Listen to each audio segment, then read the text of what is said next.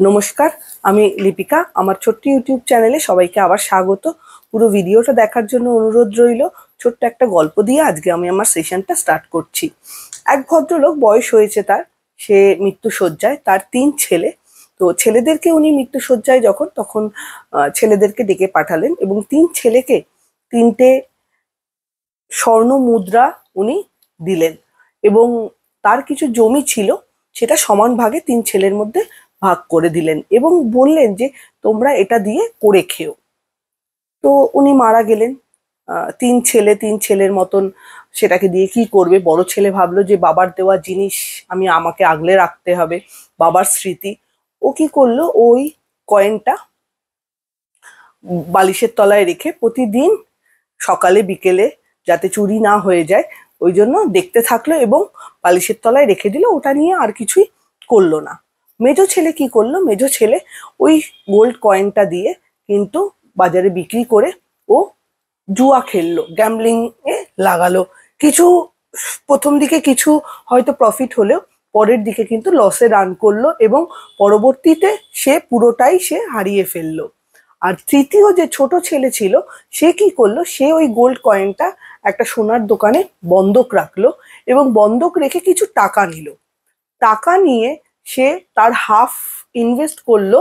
যে জমিটা বাবা জমির কিছু অংশ তার ভাগে পেয়েছিল, সেই কিছু অংশে সে বীজ রোপণ করে, লাঙল চাষ করে বীজ রোপণ করে তার থেকে কিন্তু বাজারে বিক্রি করে তার থেকে প্রফিটেবল একটা পার্ট সে পেলো এবং সেই প্রফিট দিয়ে কিন্তু সে তার বাবার স্বর্ণ যে মুদ্রাটা ছিল, যেটা সে বন্ধক রেখেছিল, সেটা কিন্তু সে ছাড়িয়ে নিয়ে চলে এলো। এভাবে করে সে কিন্তু পরপর রিইনভেস্ট করতে করতে তার জমি থেকে ফসলও উৎপাদন হলো এবং রিইনভেস্ট করতে করতে সে একটা ভালো লোক বা ভালো ব্যবসাদার হিসাবে কিন্তু সমাজে প্রতিষ্ঠিত হলো। তো আমার এই গল্পটা বলার একটাই উদ্দেশ্য, আমি জানি না আপনারা বুঝতে পারলেন কিনা, একটু শেয়ার করি। সেটা হচ্ছে, প্রথম যে ভাই, সে জিনিসটাকে রেখে দিল, সেটা কোনো ইউটিলাইজেশন হলো না। সেকেন্ড যে, সে সেটাকে মিসইউজ করলো। আর থার্ড যে ভাই, সে সেটাকে প্রপারলি কিন্তু ইউজ করে প্রফিটেবল হলো। এটার ভেতর থেকে আমার একটাই কথা বলার, যে আমরা হয়তো নলেজ গেইন করি, বড় ভাইয়ের মতন আমরা নলেজ হয়তো গেইন করি, আমার কাছে হয়তো নলেজ আছে, কিন্তু প্রপারলি নলেজটাকে আমি কিন্তু সেভাবে অ্যাপ্লাই করতে জানি না, বা অ্যাপ্লাই কোথায় করব সেটাই আমার অজানা রয়েছে।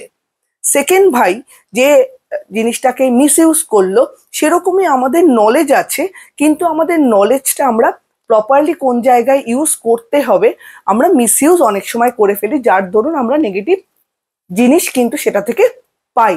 আর থার্ড ভাই যে প্রপারলি ইউজ করে গেইনার হলো, কোন জায়গায় কোন নলেজটা ইউজ করতে হবে, সেরকম যদি আপনি আপনার নলেজটা প্রপার নলেজ গেইন করে এবং সেটাকে কোথায় প্রপারলি ইউজ করতে হবে সেটা যদি আপনার মাথায় একদম ক্লিয়ার থাকে তার আইডিয়াটা, সেক্ষেত্রে কিন্তু প্রফিটেবল হবেন আপনি।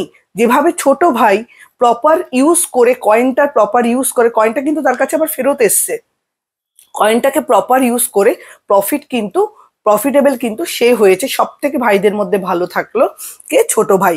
কেন কি? সে নলেজ তার রয়েছে এবং নলেজের ইউটিলাইজেশনও সে প্রপারলি করতে পেরেছে, ঠিক সময় ঠিক ডিসিশনটা নিতে পেরেছে। তো সেরকমই আমাদের লাইফের ক্ষেত্রেও আমাদের হয়তো নলেজ আছে, কিন্তু আমরা কখন কোথায় কোনটা ইউজ করব সেটা বুঝে উঠতে পারি না। সেক্ষেত্রে কিন্তু আপনার কগনিটিভ স্কিল বা প্রবলেম সলভিং স্কিল বা থিঙ্কিং প্রসেসটাকে আপনাকে কাজে লাগাতে হবে। আপনার নলেজটাকে প্রপারলি কোন জায়গায় ইউজ করলে আপনার জন্য প্রফিটেবল হয় সেই ডিসিশনটা কিন্তু আপনাকেই নিতে হবে।